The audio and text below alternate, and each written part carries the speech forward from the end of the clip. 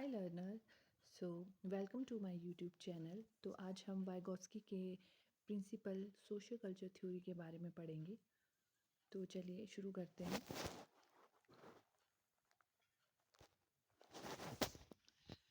वाइगॉत्स्की का social culture theory.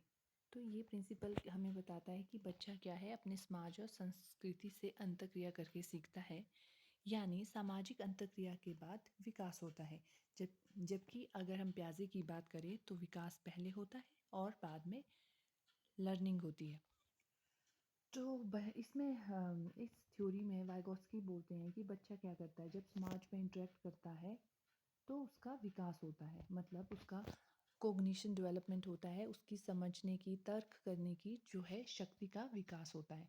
तो पहले क्या होता है, पहले बच्चा क्या करेगा, समाज में अपने पेरेंट्स से, अपने साथियों से, अपने फ्रेंड्स से सीखेगा, उसके बाद उसका कॉग्निशन होगा। तो अब आप जैसे देखते हैं, छोटा बच्चा जब होता है तो क्या करता है, वो आसपास हम अपने माँ बाप, अपने भाई बहन से सीखता है। उसका जो लर्निंग फेज़ है, उसकी जो कुछ भी वो सीखता है वो क्या करता है, इंटरेक्ट करके सीखता है।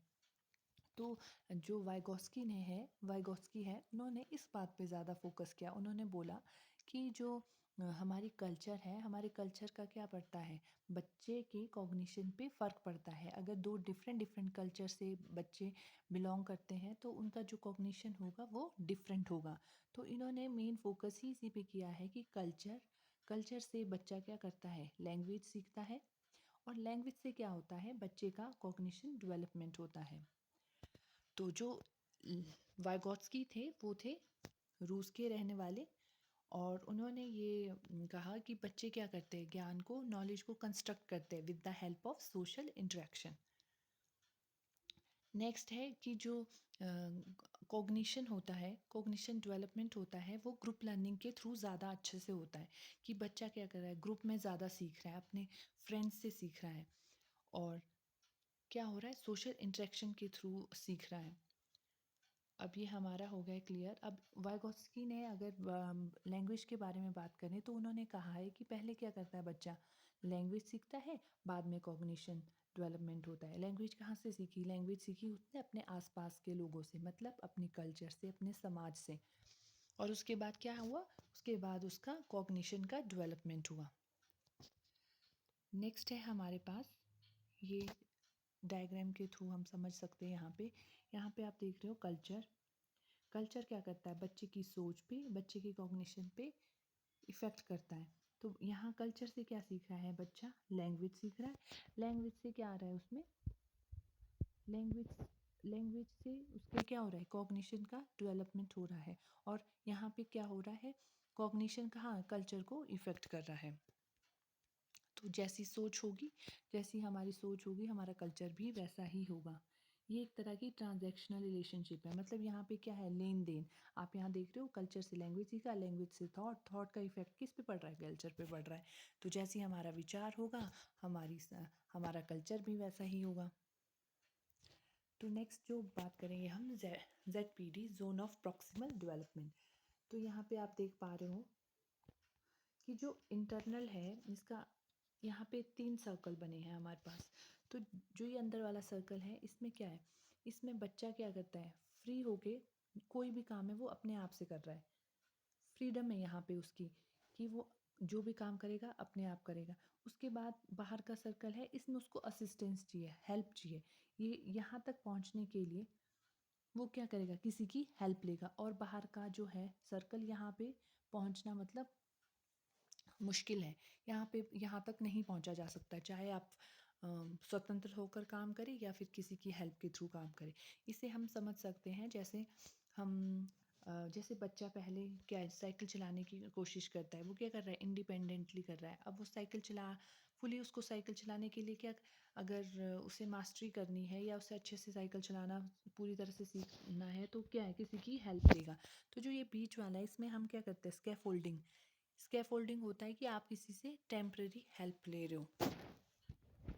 और जो बाहर, जो हमारा इनर सर्कल है, उसमें हम मतलब जो हमारी आउटपुट है वो इतनी ज़्यादा नहीं होती, इंस्टेड ऑफ जो बाहर का सर्कल है। मतलब जो बाहर का सर्कल है इसमें क्या करते हैं, हम किसी की हेल्प लेकर बहुत अच्छा कर सकते हैं। मतलब जैसे हम उदाहरण के लिए, अगर मैं मान लो मुझे सी टेट के एग्ज़ाम्स देने हैं, तो मैं क्या, अगर मैं कोचिंग ले रही हूँ तो क्या करूँगी, मैं और अच्छा स्कोर कर सकती हूँ। तो यहाँ पे मैंने क्या लिया, यहाँ मैंने ली असिस्टेंस, यहाँ मैंने किसी की हेल्प ली। तो हम किसी की हेल्प लेकर क्या कर सकते हैं, अपनी जो पोटेंशियल है, अपने पोटेंशियल की जो एक्सटेंड कर सकते हैं उसको, जितना कि हम अगर खुद से करें उतना नहीं कर सकते। तो ये है जोन ऑफ प्रॉक्सिमल डेवलपमेंट की जोन, कहाँ तक हम अपना जो विकास है उसको कहाँ तक ले जा सकते हैं with the help of assistance, with the help of a person. अब ये स्कैफोल्डिंग, जो स्कैफोल्डिंग है यहाँ रोल प्ले करता है। स्कैफोल्डिंग होता है कि आपको टेम्परेरी हेल्प मिल रही है। जैसे कि आप अगर साइकिल चलाना सीखते हो तो इसमें क्या होगा, जो इंसान आपको हेल्प कर रहा है वो तब तक हेल्प करेगा जब तक कि आप पूरी तरह से नहीं सीख जाते। तो ये एक तरह की हुई टेम्परेरी हेल्प। जब तक कि कोई इंसान कोई काम करना अच्छी तरह से नहीं सीख पाता। अगर आप ड्राइविंग कर रहे हो तो जो आपको ड्राइविंग सिखा रहा है तो वो आपको तब तक सिखाएगा जब तक कि आप पूरी तरह से सीख नहीं जाते हो। That is called scaffolding.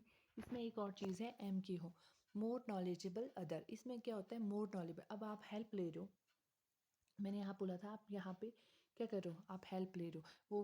वो आपको कोई टीचर भी दे सकता है या आपका कोई फ्रेंड भी दे सकता है, पर वो कैसा होगा, उसकी जो नॉलेज होगी वो आपसे ज़्यादा होगी। तो ये तो ऑब्वियस सी बात है कि नॉलेज आपको कौन देगा, जो आपसे ज़्यादा नॉलेजेबल होगा। तो एम के ओ है जो आपसे ज़्यादा नॉलेजेबल होगा और जिससे आपको, जो आपको हेल्प देगा। अब हमारा नेक्स्ट है, अब जो वाइगॉत्स्की ने, उन्होंने बताया कि लैंग्वेज के क्या है, तीन रूप हैं। तो इसमें है सामाजिक, एक है सामाजिक सोशल स्पीच, फिर है जी इनर स्पीच, प्राइवेट स्पीच, और फिर है, पहले हम ये दो ही डिस्कस कर लेते हैं। सोशल स्पीच होता है 0 से 2 साल के बीच में। इसमें क्या होता है, बच्चा रोता है, हंसता है, चिल्लाता है, तो वो अपनी जो वो कहना चाह रहा है वो किससे करेगा, रोकर, हंसकर। तो क्या कर रहा है, अपनी जो अभिव्यक्ति है, अपने आप को एक्सप्रेस कर रहा है, वो किससे कर रहा है, रोकर, हंसकर, चिल्लाकर। तो ये क्या हो गया, सोशल स्पीच। अब अगर बच्चा रोएगा तभी तो हमें पता चलेगी कि कुछ तो मांग रहा है, या तो उसे भूख लगी है या फिर कोई और चीज़ है। तो ये सब चीज़ें कब होती है, 0 से 2 साल के बीच में। इसमें क्या करता है बच्चा, अपने आप को एक्सप्रेस करता है। अब उसके बाद आता है निजी भाषण, प्राइवेट स्पीच, या सेल्फ इगोसेंट्रिक स्पीच। तो ये होता है 3 साल से लेकर 7 साल के बीच में। इसमें क्या करता है कि बच्चा अपने बिहेवियर को, डिसीज़न को डायरेक्ट करने के लिए अपने आप से ही बड़बड़ाता रहता है। जैसे कि अगर बात करें कि जैसे बच्चा गाड़ी चला रहा है, नहीं नहीं नहीं, तो वो अपने आप से ही बात करता है, अरे अरे नहीं नहीं, मुझे ऐसे करना चाहिए था, ऐसे करना चाहिए था, मुझे आगे ले जाना चाहिए था इस गाड़ी को, या कुछ और काम। उसमें क्या करता है, अपने जो बिहेवियर है उसको डायरेक्ट करता है। डिसीजन लेने के लिए क्या करता है, वो जो विचार उसके दिमाग में आ रहे हैं उनको क्या है, बोल रहा है, एक्सप्रेस कर रहा है बोलकर, अपने आप से ही। तो ये हो गया हमारा निजी निजी भाषण। नेक्स्ट है हमारा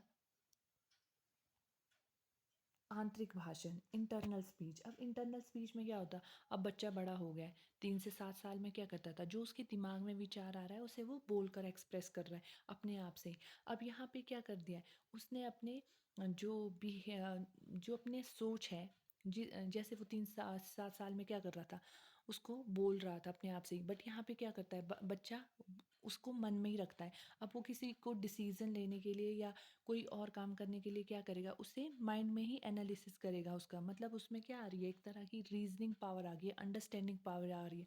अगर वो किसी चीज़ को देखता है और उसको लेकर कोई डिसीजन लेना चाहता है तो वो बोलेगा, बड़बड़ाएगा नहीं अपने आप से, वो क्या करेगा, माइंड में ही उसकी कैलकुलेशन करेगा। और यहाँ पे क्या करता है, इसका यूज़ करता है वो अपने बिहेवियर को डायरेक्ट करने के लिए। और जो एक्सटर्नल स्पीच यहाँ यूज़ करता है, वो करता है कम्युनिकेशन करने के लिए। एक हो गया इंटरनल, इंटरनल यूज़ कर रहा है वो डिसीजन मेकिंग के लिए कि हाँ ऐसा ऐसा। अब जो उससे पहली स्टेज थी उसमें क्या करता था, जो वो सोच रहा है वो उसके मुंह में आ रहा है, मतलब वो बात कर रहा है अपने आप से। बट यहाँ पे क्या होता है, वो बात नहीं कर पाता है, बात नहीं करता है, बल्कि माइंड में ही उसका एनालिसिस करता है। तो ये है डिफरेंस इन दोनों के बीच में। अब नेक्स्ट है हमारा क्लासरूम एप्लीकेशन ऑफ वाइगॉट्स्की।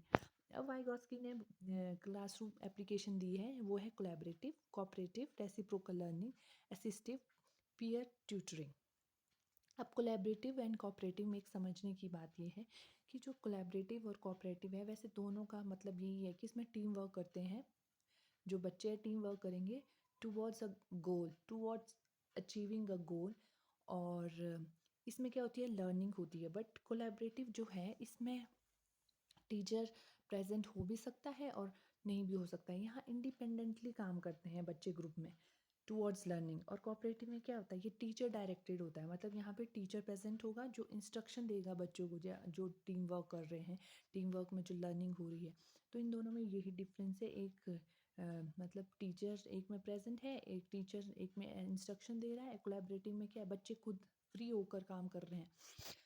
नेक्स्ट है reciprocal. Reciprocal is kind of a discussion, एक गोल ओरिएंटेड डिस्कशन, मतलब जिसमें क्या हो रहा है, एक तरह से एक्सचेंज हो रहा है knowledge between teacher and student.